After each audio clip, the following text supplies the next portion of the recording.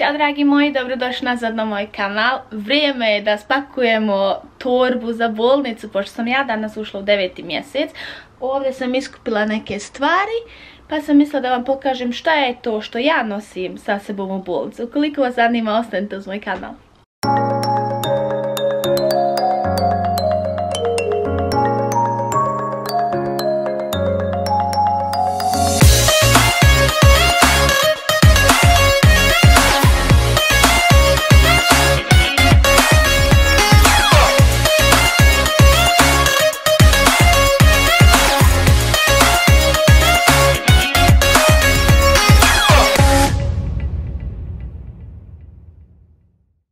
Kako bi meni bilo lakše, ja ću da ponesem ovu Nike torbicu. Neću da pakujem u kofer jer mi je nekako nepraktično da vučem kofer za sebom ili da mi to muž radi. Nekako mi je lakše sa ovom samo na rame i pravac bolnica kad bude to vrijeme. Tako da sam se ja odlučila da ću pakovati u ovu za trening Nike torbicu. Mislim da mi je to nekako najpraktičnije nego da, kao što sam rekla, vučem kofer za sebe. Mislim, ne idem na godišnji odmor. I počinjemo. Kao što ste vidjeli u najavi, ja sam ovdje pripremila neke stvari koje ja smatram da trebam da ponesem na porodilište, tako da hajde da vidimo da ću ja nešto zaboraviti ili ne. Ja mislim, nikada možete biti sigurni 100% šta zapravo ponijeti, šta vam treba, šta vam ne treba, tako da nekako ne želim ni da ponesem previše kao prvi put što sam uradila, tako da sam sad nekako svela ovo sve na minimalu. Pa hajde da krenemo od prve stvari. Prve stvari što ću ja ponijeti su ove bijele papučice. Njih sam naručila na nekoj stranci i željela sam da su bijele, pošto nekako porod i sve to me asocira na čistoću i nekako volim tu bijelu boju, tako da sam se odlučila za bijele papuče. Nisu nešto sada posebne, kako da kažem. Nisam htjela da naručim ili da kupim ili da ponesem od kuće one natufnice, znate, one za spa papuče, nego sam baš htjela ove ovako plastične da se mogu fino istuširati, u njima obući i tako to. Tako da one su prve koje idu sa mnom, da je odmah spakujemo. Sljedeća stvar, ja sam naručila nekoliko majici za dojenje iz H&M-a. Evo vidite, nisam ih ni raspakovala. Praktične su za dojenje. Da sklonim etiketu, možda bi bilo pametno. Evo, pokazat ću vam ovu. Ja sam namjerno naručila malo veći broj jer ne znam kako vi, ali ja kad sam trudna ne volim ništa da me steže, tako da volim da malo i vise neke stvari, da su malo oversize, tako da sam ja naručila. Tako da sam ja naručila malo veći broj i to su ovakve, to su one majice koje imaju ovo ovako za dojenje, da vam je lakše da skinete, podojite dijete i samo je vratite. I ovo su baš super mama majice. Uzela sam ovu. U stvari to dođe, kupite dvije za jednu, tako nešto je bilo. I ovu jednu kao žuto bež majicu na isti fazon, isto se ovdje otkopčava, isti fazon u potpunost, mislim onaj. Jer pošto ima ovdje i postava, tako da vam ne treba ni grudnjak, iskreno. Tako da ću ove majice spakovati, jer mi je baš ovo potrebno, a ovo nisam imala prvi put sa Danijem u bolnici, tako da sam se odlučila sad da kupim ovo i mislim da je baš ok. Sljedeća stvar koju sam ja kupila, nisam otvorila, možda sam trebala otvoriti prije videa.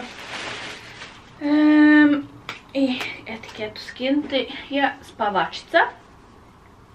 Obična mama spavačica crne boje, piše na njoj Wake me up when it's due date. Nekako mi je ovaj natpis bio presladak. Tako da sam nju naručila i baš mi je onako cute. Imam jednu i bijelu spavačicu i nju ću ponijeti, ali ona je trenutno na sušenju, tako da vam nju ne mogu da pokažem, ali uglavnom nosim sa sebom dvije spavačice, jednu ovu i jednu bijelu.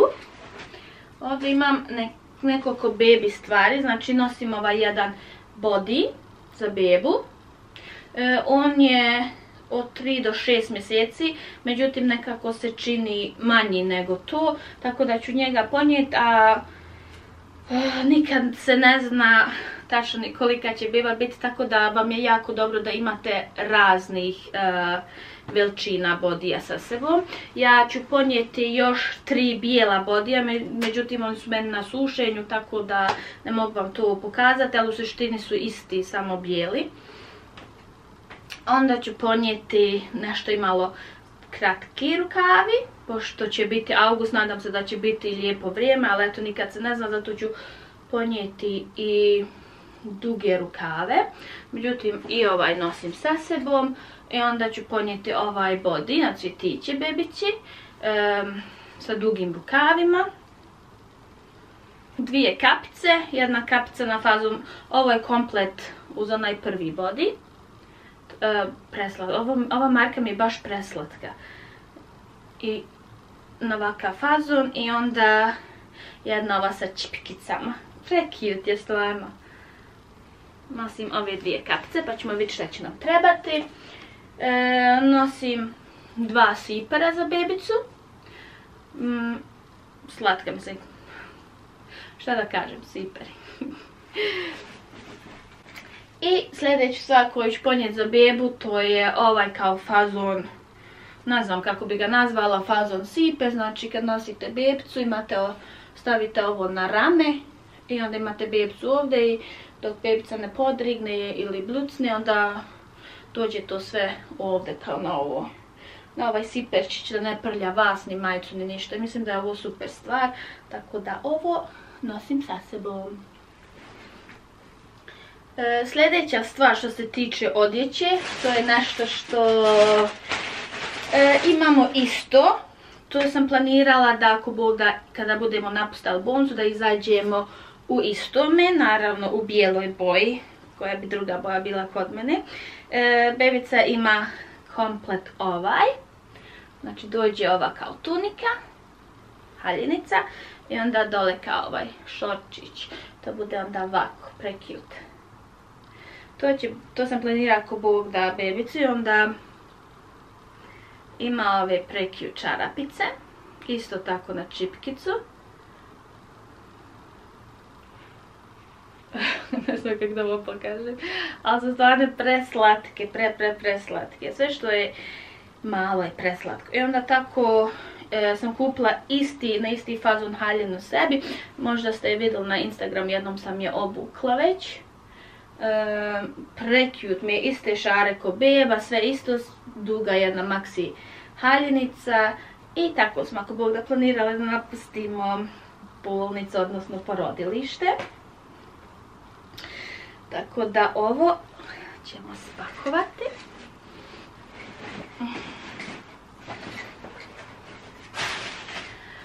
Sljedeća stvar, naravno vlažne maramice, bez njih ne idem nigdje. Njih imam bukvalno u svakoj torbi, tako da vlažne maramice obavezno. Pošto ću se ja porađati u Švedskoj, vi koji mene pratite, vi znate da ja živim u Švedskoj, tako da ću se ja porađati ovdje. Mi većino ili dosta puno stvari već imamo u bolnici, tako da mi ne moramo da nosimo neke tipa uloške, jer mi to dobivamo tamo, tipa one kako se zovu mrežne gačice i to tako da u ovom haulu to nećete vidjeti jer ja ću to dobiti sve tamo.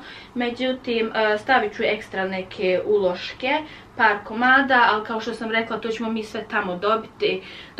Mi dobijemo i pempas za bebu i sve te neke te stvari. Tako da to u ovom haulu, kao što sam rekla, nećete kod mene vidjeti da ja to pakujem. Jedino ću možda to pri kraju možda da stavim 2-3, samo da imam onako, čisto onako. Međutim kad sam Danija rodila, ja sam to sve nosila, ništa mi nije trebalo, bukvalno oni su meni to sve dali tamo. Tako isto dobijate i alkohol, taj dezinfekciju, sve te neke stvari, tako da ću ja ponijeti jedan mali alkohol da imam samo čisto onako da imam, ali sve te takve stvari, kao što sam rekla, mi to dobivamo već u bolnici. Sljedeća stvar koju ću ja da ponesem, to su ove nursing pads, to je za dojenje. Ove, kako bi nazvala? Pa ono, znate što stavite. Što stavite da vam mlijeko ne bi procurilo, jel? Tako da ovo nosim sa sebom.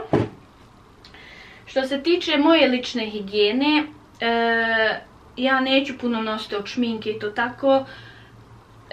Ali jedine stvari koje ću ja nositi, recimo to su ova hidratantna krema, onda ova voda za čišćenje lica i ono što mi je jako bitno da moram da ponesem ovaj put, što nisam prošli put, to je krema za oči, ispod očiju, znači dođete bukvalno posle poroda nekad kao buhtla, tako da vam dobro dođu ove stvari da se malo namažete i osvježite. Sljedeća stvar koju ću ja također ponijeti, ja sam to kupila u Lidlu, one male šampone, neću da nosim one velike šampone, nego ću ponijeti one male šampone, međutim zvuči dosadno, ali mi to već imamo isto također u bolnici, tako da sam se odlučila kupim one male, pošto nekako mi one bolnični, nekako mi oni što imaju u bolnici ne odgovaraju, tako da ću ja ponijeti ipak svoje šampone i regenerator i kremu za tijelo, međutim to nisam ovdje sada iznijela, to sam mislila tek kasnije spakovati. Također isto kao dezodorans i te neke lične stvari, četkicu za zube, nekako te neke logične stvari nisam stavila u ovaj haul. Tako da, ne znam, mislim da svako zna da to treba da se ponese ili da ćemo to ponijeti. Sljedeća stvar koja je jako bitna, koju ja preporučujem vama od srca, morate znači imati, to je labelo za usnice. Bar sam ja tako, ja čim uđem u bolnicu, meni se usne osuše, tako da ja non stop ovo radim. Pogotovo posle poroda znaju usne da se osuše, tako da vam je super da imate ovo pri ruci. To je labelo za usnice. Bar sam ja tako, ja čim uđem u bolnicu, meni se usne osuše, tako da ja non stop ovo radim. Pogotovo posle poroda znaju usne da se osuše, tako da vam je super da imate ovo pri ruci. Da, sljedeća stvar koja se meni veoma često desi jeste, ja inače koristim ove gumice za kosu, ali ono što se meni desi jeste da ja uzmem kosu nekad koja mi smeta jer je duga, pa je ovako umotam i svežim u punđu i onda nekad prejako svežem tako da mi ova gumica pukne. Kupila sam novu jednu i ovu ću ostaviti baš da ponesem samo u bolnicu, tako da imam ekstra u slučaju da mi ova pukne, da imam ekstra. Dosta imamo aplikacija, na primjer ja koristim ovu aplikaciju gdje meni piše u kojoj sam ja sedmicu, koliko dana je već prošlo, koliko procenata je prošlo, koliko dana još imam i onda fino piše ovdje sve vezano za bebu, koje je sedmice beba, kolika je, koliko otprilike ima kila, šta se dešava u svakoj to sedmici i onda tako piše i za mamu, evo ovdje na primjer kako se mama osjeća u toj sedmici, na što treba da misli, takve te stvari. A što mi je baš najslađe nešto je zato što piše dosta i zato što imaju jednu aplikaciju, mislim u ovoj aplikaciji imaju rubriku koja se zove partner i tu baš ono objasne sve ocu, znači otac može da pročita u kojoj je mama sada fazi, šta prolazi, šta se dešava sa bebom i sve to tako, znači to mi je ekstra ova aplikacija. Tako da i ovdje ima isto jedna, zato ja nemam spisak i nisam ništa pisala, ali možete ovdje da uđete i fino da pogledate šta ponijeti za bebu, šta ponijeti za mamu, šta ponijeti za partnera ukoliko će onda noći, međutim sa Danijem je noćio, Mirsad je sa Danijem noćio, međutim sada nema šanse da može noćiti i da može biti tu. Mislim, bit će tu za vrijeme poroda, ali ne može ostati da noći ukoliko bude potrebno, zato što je korona. Evo ovdje oni govore za bebu treba najmanje 3 bodija, 2 pidžame, trebaju kapice, trebaju čarapice i te take stvari. Da, ovdje isto piše da treba baby dekica, međutim ja sam naručila njoj dekicu, ali nije još došla i čim dođe ja ću nju da spakujem. I onda ovdje također piše šta treba mama ponijeti i onda čak ima i šta treba otac ponijeti. Tako da ova aplikacija je tako super, ekstra je. Kao što sam rekla, ostale stvari što se tiče moje higijene i šampona dođu spakovati kasnije. Ja ne znam da li sam nešto zaboravila, ja se nadam da nisam jer ne želim previše da nosim, kao što sam rekla na početku videa, nekako da bude sve u skladu. Ali ukoliko vi imate neki ekstra savjet šta da se ponese, šta je potrebno, a da niste vidjeli u ovom mom videu, molim vas ostavite mi dole u komentar, jer ko bolje zna nego mame. Hvala što gledate i nadam se da vam se svidio ovaj video. Ukoliko jeste, obavezno ga lajkajte, subscribe i vidimo se nekom drugom prilikom. Ćao!